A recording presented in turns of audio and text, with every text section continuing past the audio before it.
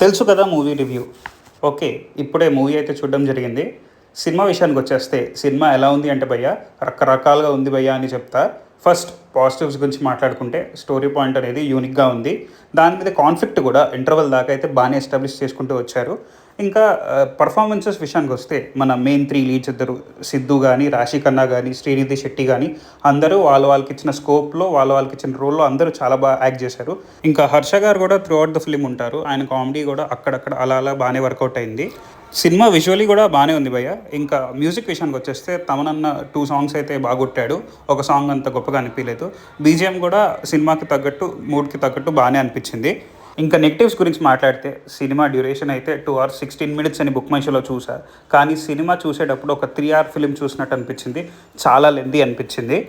ఇంకా ఫైనల్లీ నాకు ఈ సినిమాతో బిగ్గెస్ట్ ఇష్యూ ఏంటంటే క్లైమాక్స్. నాకైతే క్లైమాక్స్లో వాళ్ళు ఏం చెప్పాలని అనుకుంటున్నారో అర్థమైతే కాలేదు. ఏ క్యారెక్టర్కి ప్రాపర్ కన్క్లూజన్ అయితే ఇవ్వలేదని అనిపించింది.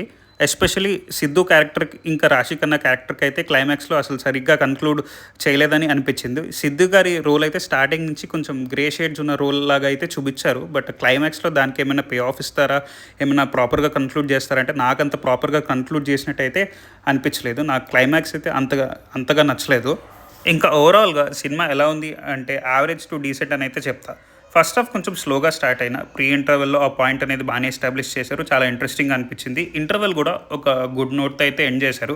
బట్ సెకండ్ హాఫ్ స్టార్ట్ అయిన దగ్గర నుంచి ఏదైనా సాలిడ్ సీన్ పడుతుందేమో అని వెయిట్ చేశా. బట్ అలా రొటీన్గా వెళ్ళిపోయింది. అంత గొప్పగా అనిపించలేదు. క్లైమాక్స్ కూడా అంత గొప్పగా అయితే అనిపించలేదు.